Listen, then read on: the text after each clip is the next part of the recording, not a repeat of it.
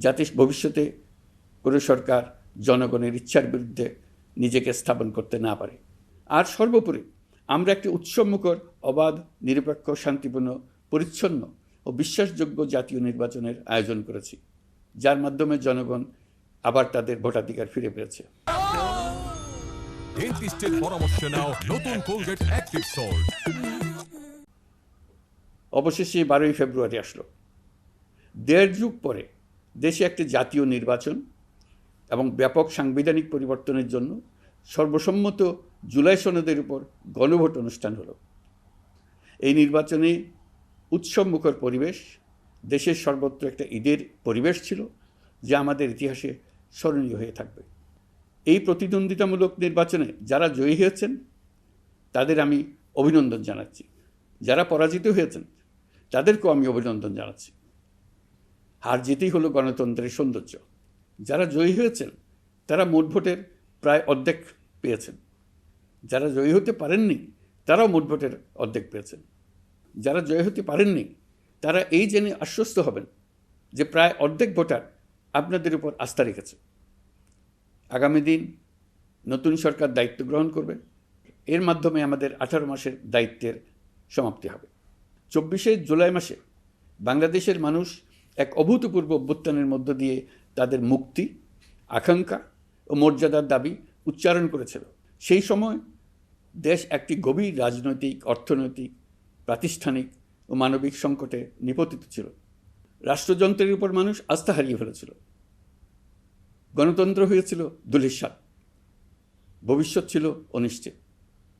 ঠিক সেই সংকটময় সময়ে আমাকে আহ্বান জানানো হয়েছিল একটি লক্ষ্য সামনে রেখে বাংলাদেশকে আবার স্বাভাবিক জীবনে ফেরানোর জন্য 3টি দায়িত্ব দেওয়া হয়েছিল: সংস্কার, বিচার এবং নির্বাচন। আমি ও আমার সহকর্মীরা সবাই আমরা সেই অঙ্গীকার রক্ষার চেষ্টা করে গেছি। কোথায় কতটুকু সাফল্য অর্জন করতে পেরেছি, কোথায় ব্যর্থ হয়েছি, সে বিচারের ভার আপনাদের উপর থাকলো। আমাদের প্রচেষ্টায় কোনো ঘাটতি ছিল না। আমরা মানবতা বিরোধী অপরাধ, দুর্নীতি ও অনিয়মের বিচার প্রক্রিয়াকে রাজনীতি ও প্রতিশোধের ঊর্ধ্বে রেখেছি। আমরা ভঙ্গুর প্রতিষ্ঠানগুলোর প্রশাসনিক, বাণিজ্যিক, আর্থিক সংস্কারে হাত দিয়েছি, যাতে ভবিষ্যতে কোনো সরকার জনগণের ইচ্ছার বিরুদ্ধে নিজেকে স্থাপন করতে না পারে।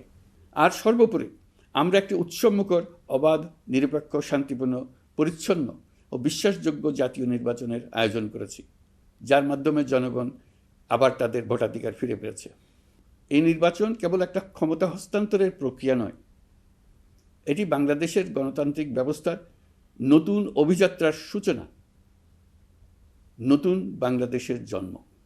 এই অর্জনের পেছনে যারা ছিলেন, জুলাইয়ে রাস্তায় নেমে আসা প্রতিবাদকারী তরুণ তরুণীরা, সেই সাহসী মানুষগুলো, শহীদ ও আহতরা, তাদের প্রতি আমি গভীর শ্রদ্ধা ও কৃতজ্ঞতা জানাচ্ছি। তাদের অভূতপূর্ব ত্যাগ ছাড়া এই পরিবর্তন সম্ভব হতো না। এই প্রক্রিয়া সফল করতে দেশের আবালবৃদ্ধ বনিতা সকলেই সহযোগিতা করেছেন।